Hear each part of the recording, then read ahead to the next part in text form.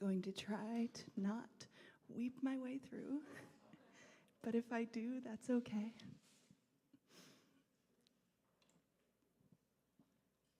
It's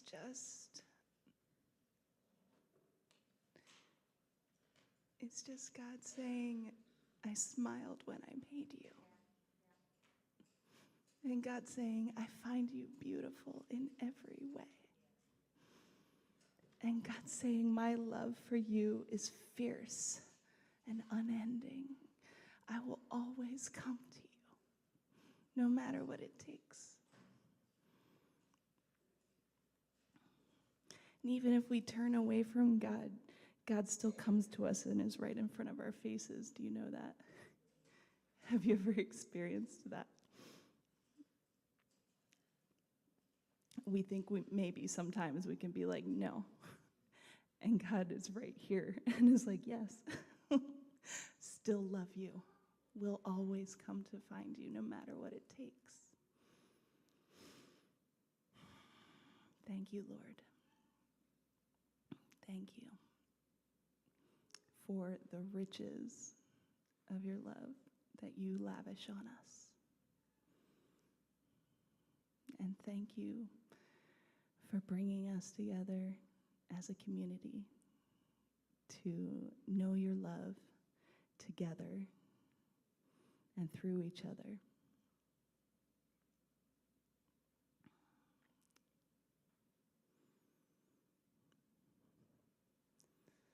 So last week, Pastor Tracy started us on a journey, a new sermon journey, where up until Christmas, we are going to talk together about our mission and our core values as a church together. And so last week, Pastor Tracy spoke about our mission at Cornerstone, which is loving God and others fearlessly. And she really emphasized the way that we're enabled to love is by knowing that we are loved.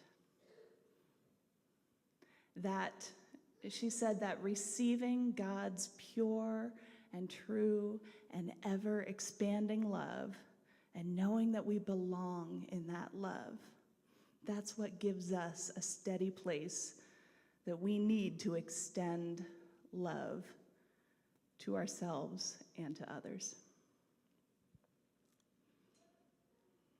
So today we're going to look at our first core value, which says, we receive and offer God's grace abundantly.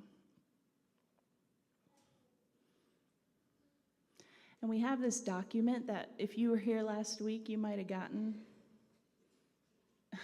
And I know you can't read everything on there. You can go to the bigger one. It looks kind of like this, the part that talks about our core values. And this is just the little section that's about this first core value. You want to say it with me? Can you read it? It says, we receive and offer God's grace abundantly. And that's what we're going to talk about today. And underneath the core value in this document, there's a couple sentences that are there to help us apply the value to our lives and our experiences. And so under this core value, it says, because God meets us where we are, we meet others where they are. And it says, this core value is demonstrated by acceptance and hope. And it was those last words that really hit me, honestly.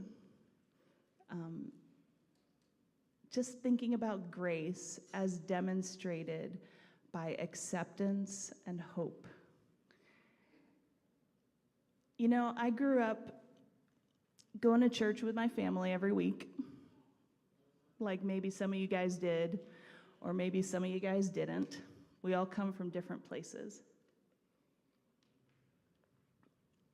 But I went to church every week as a kid and as an adult.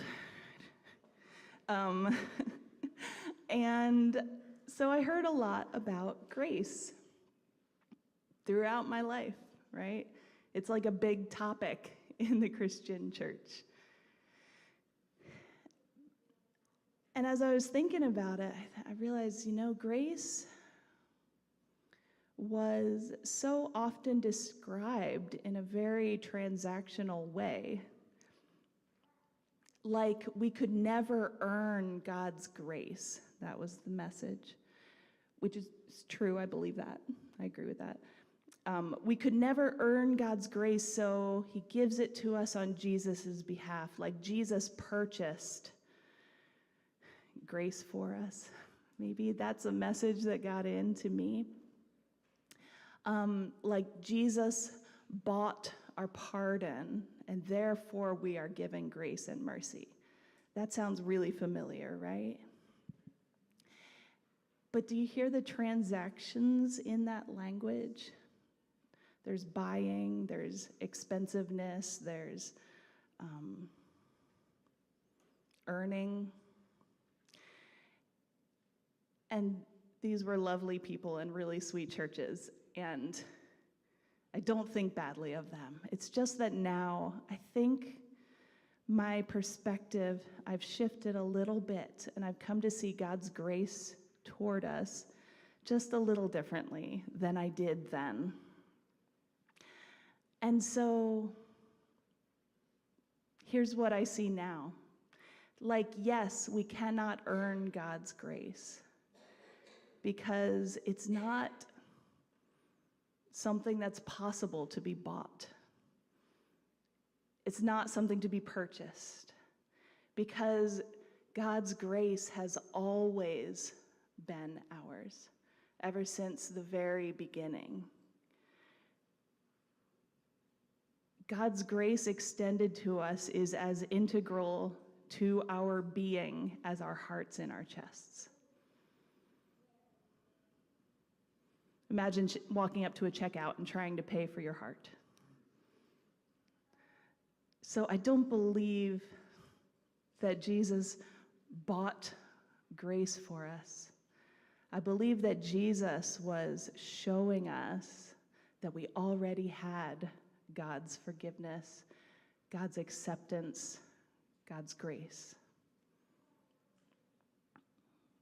That God always, since before we were existed and when we came into existence as humans and forward into now and always into the future, God has always looked at us as ones who belonged in God's household. That our very breath that we breathe is evidence of God's hope for us in our lives and in our existence. What if God demonstrates God's grace toward us by showing us continual acceptance and hope? Whatever we do as we live, whether helpful or destructive, either way, God responds to us with acceptance, with hope, saying, "You are my child. And I know you, and my grace, in grace, God has hope for us." It's like the ultimate in goodwill, I think. God meets us where we are, where we were, where we will be. Even when we turn away from God, God is still toward us. I saw an illustration today in a book by Bradley Jerzak. And he said, sometimes we think that, imagine two chairs sitting next to each other, and we're one chair and God is the other chair. We think if we turn our chair away from God's chair, we think that God turns God's chair away from us. And then if we decide to turn back to God, then God turns back to us. But Jerzak commented that puts way too much power and decision-making about our salvation into our hands. God is bigger than that. And so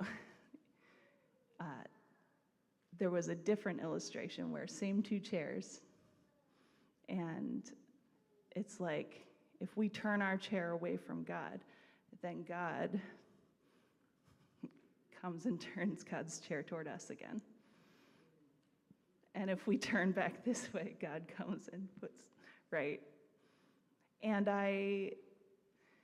that's been my experience in my life, is that wherever I am, whether I'm doing good or doing bad, whether I feel good or feel bad, whether I feel like I want to be close to God or I feel like I don't want to be close to God, God is still right there. Like, my feelings don't make God go away.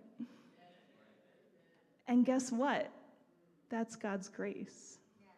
Demonstrated to us by acceptance, is demonstrated to me by acceptance of whatever I am. And hope for whatever I could become. I think especially about the story that Jesus told about the prodigal son and the father. And the story is, there's a father who's a very wealthy man, and there's a son who wants to get his inheritance early, and so he says, Dad, pretend that you're dead and give me your inheritance so that I can go. And the father says, yikes, but okay. And the son pockets the cash and goes off to a foreign land and has a grand old time and spends all the money and finds himself impoverished and completely destitute and without anyone and is starving.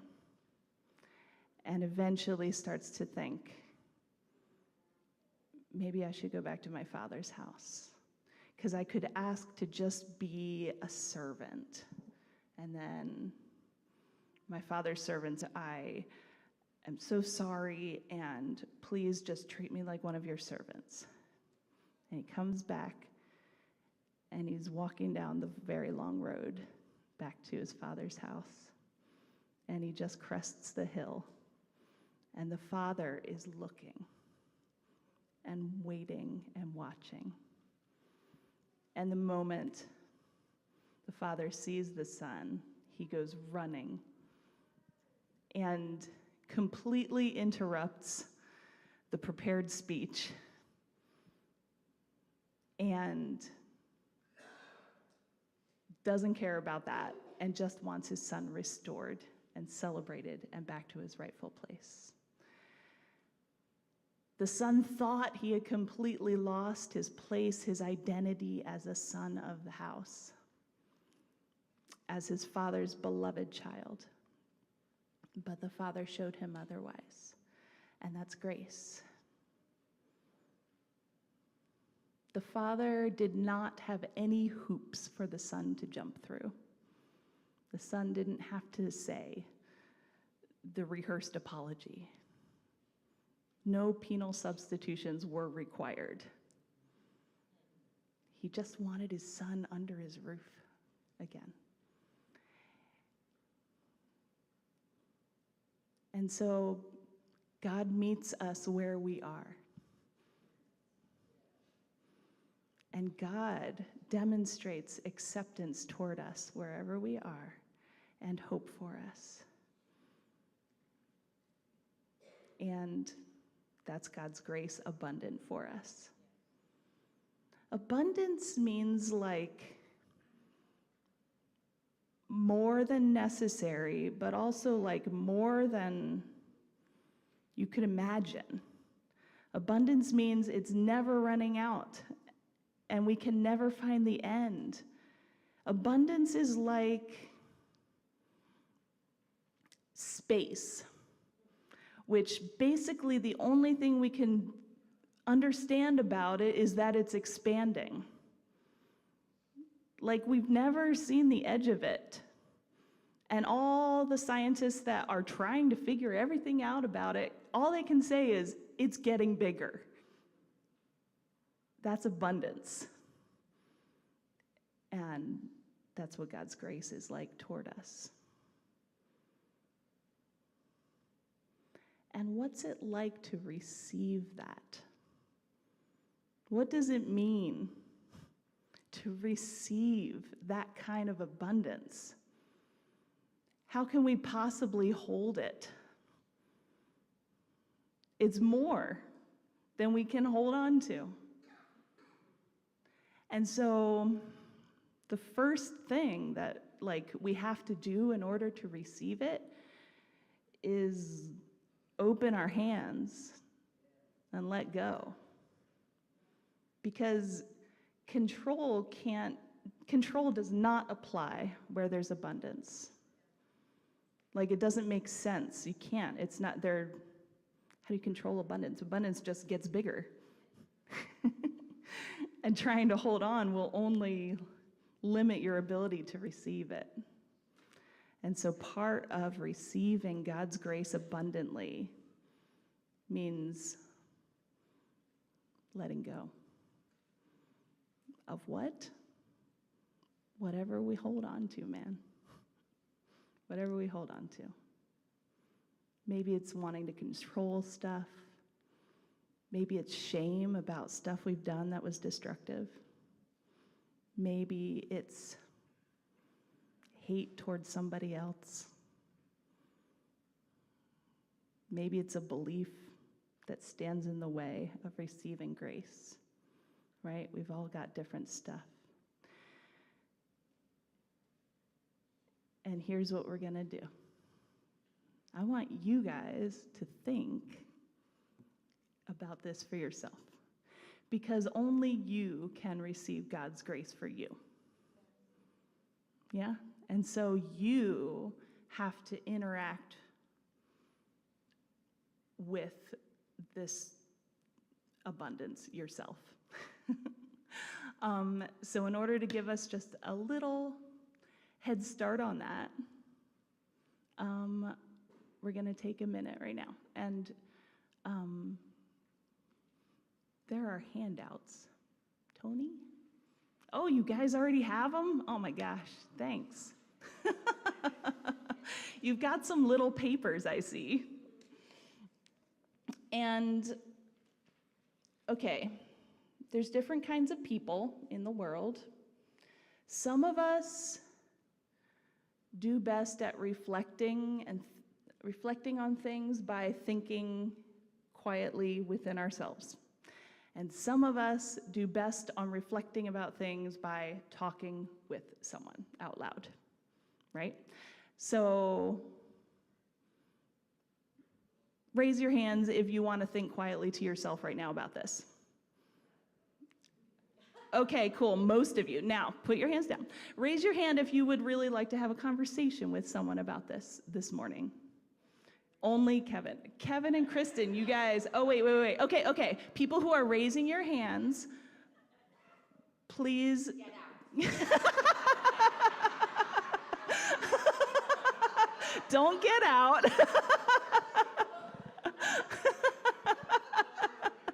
I do ask that I guess your conversation be, at an appropriate volume level. Okay, try it again. Raise your hands. And please just get in a group of 3. And the first, I'm going to give you instructions, and then I'll say go. Like the first paragraph that says, we receive God's grace abundantly. Can we go to that slide? There's also a slide with these questions. Now look, there's a lot of questions here. Don't talk about all of them. Focus on what strikes you the most. We're going to have 5 minutes for this. I know. And there's 3 people in your group. That means maybe not everybody will talk. And that's okay. Listening is good too. But does this make sense? Okay. People who want to talk, I know y'all might be extroverts, so please stand up and find each other. I know. See, you got it. And I'll tell you when we're like 1 minute away from the mark. Cool? Cool.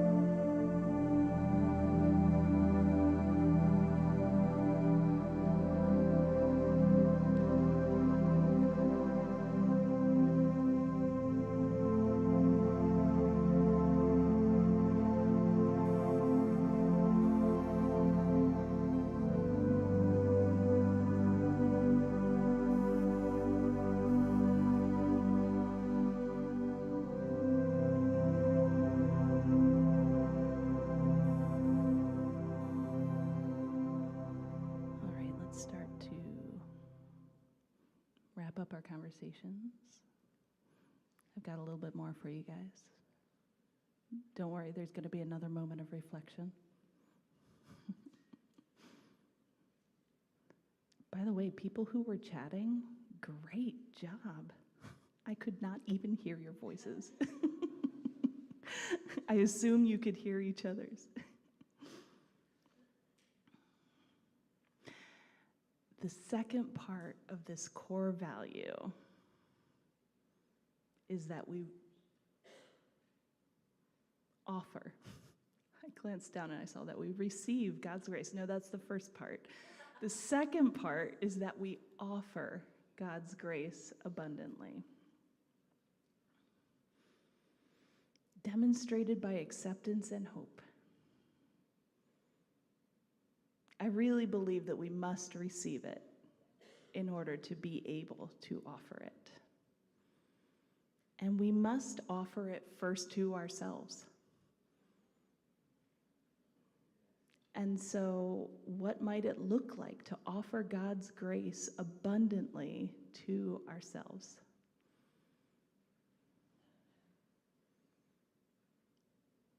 You know, whenever we're lacking grace towards someone else, I wrote down usually, but honestly, I think it's always.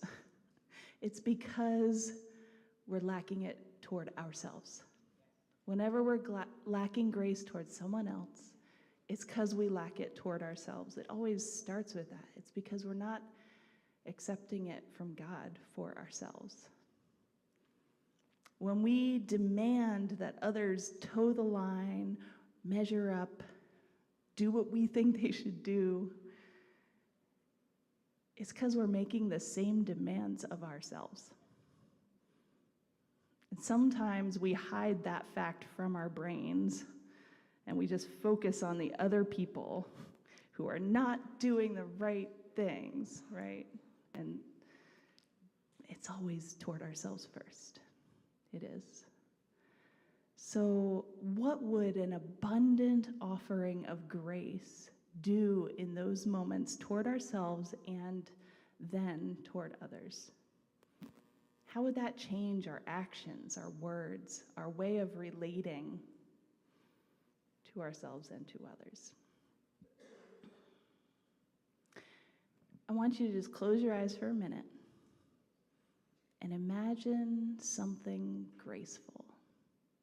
Could be a thing, a movement, a plant, an animal. What does gracefulness look like in your mind? Okay, can you tell me? Who wants to say? What does gracefulness look like? Yeah. A deer. Yes. Miss Mary?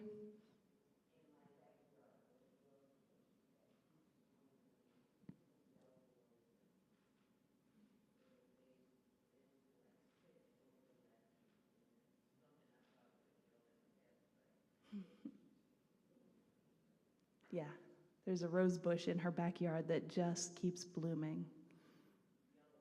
They're yellow roses. I love it. Anybody else want to share what was graceful in your mind? Oh, Pastor Tracy's grandbaby swinging on a swing. Kristen?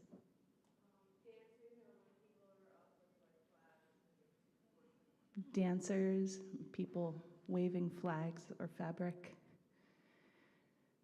There's a commonality in all these things. All of them are beautiful. I don't know if that's obvious, but things that are graceful are beautiful. It's just like a component of beauty.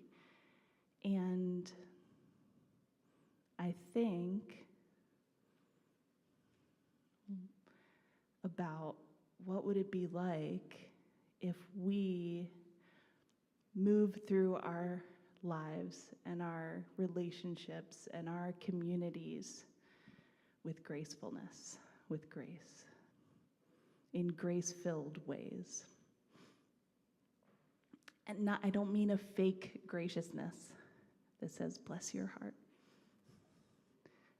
Right? I mean a sturdy, honest, graceful quality. I think acceptance and hope are such good words when I try to imagine a more graceful way of being. If I relate to myself and to other people with more acceptance, less wishing that I or they were other than they are, more welcoming exactly as they are, I think I would be so much more capable of a grace-filled attitude. Same if I approached both myself and others with hope for the best, for good things and growth and abundant life. How would that change how I relate, how I speak to my husband?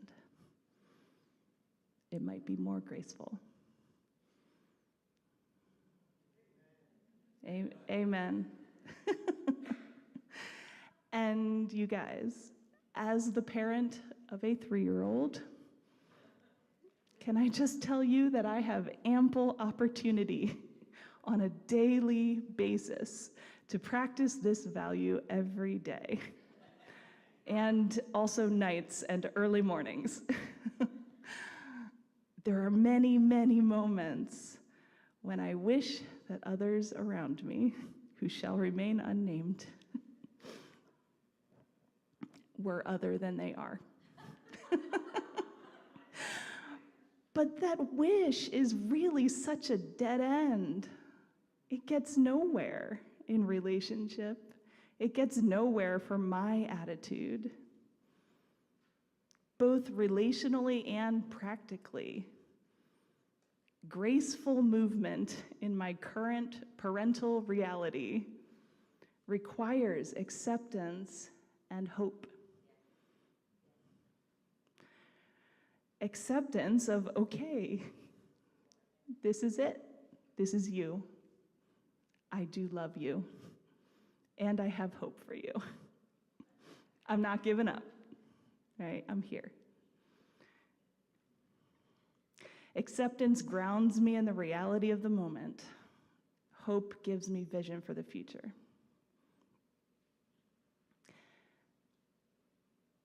Okay, friends, we're going to have another 5-minute reflection moment, or discussion if you're so inclined. So we offer God's grace abundantly. Can we offer God's grace to ourselves? What does it look like to offer God's grace to others? And also, what does abundance mean here in offering? You know the drill. 5 minutes, go.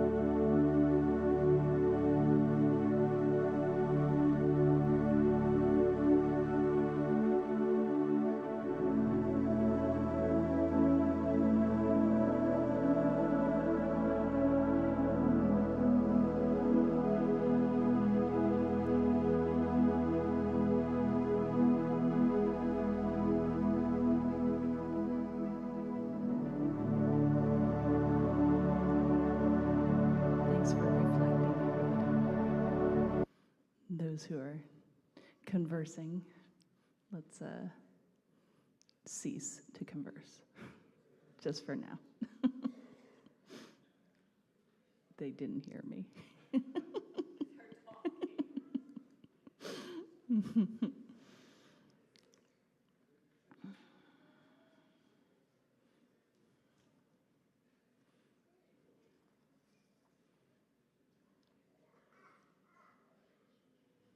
God says, "You're mine. I smiled when I made you. I find you beautiful in every way. My love for you is fierce and unending. I'll come to find you, whatever it takes."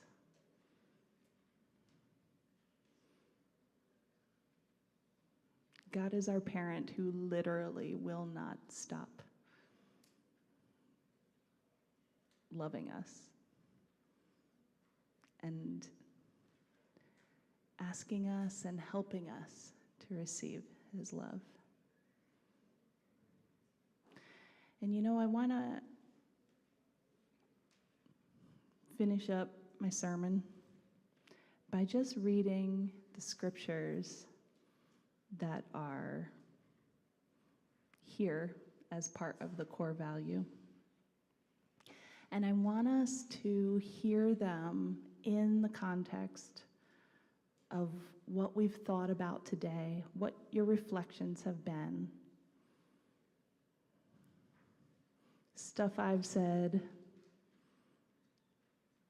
stuff the music was saying, the context of us as a community this morning. I want us to hear them in that context, because that's where we are. But the gift is not like the trespass. For if the many died by the trespass of one man, how much more did God's grace and the gift that came by the grace of the one man, Jesus Christ, overflow to the many? That's from Romans 5. Hebrews 4 says, "Let us approach God's throne of grace with confidence, that we may receive mercy and find grace to help us in our time of need." Ephesians 2, "For it is by grace that you have been saved, through faith, and this is not from yourselves, it is the gift of God, not by works, so that no one can boast."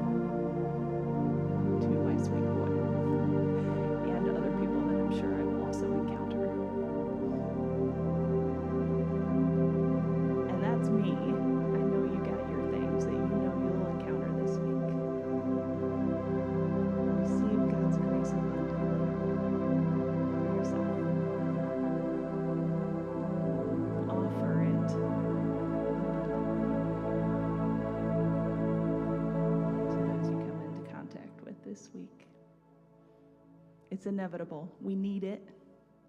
We're going to need it for ourselves. We're going to need it for others. But it's abundant. It's expanding. It's more than necessary. It's more than we could control.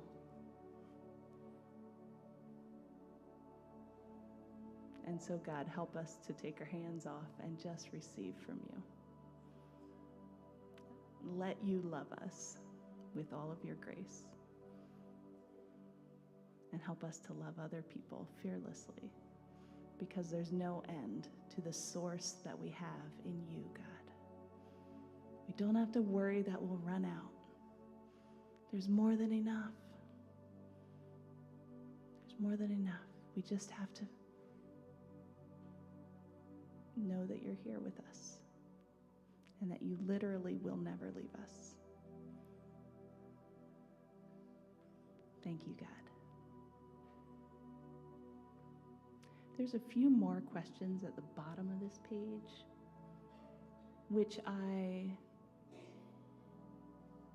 give to you to take home and have your own reflections and journaling, whatever you like to do. That's your little take-home project. Besides the project that we call life and living every day and receiving and offering abundantly. Okay? Thanks, friends.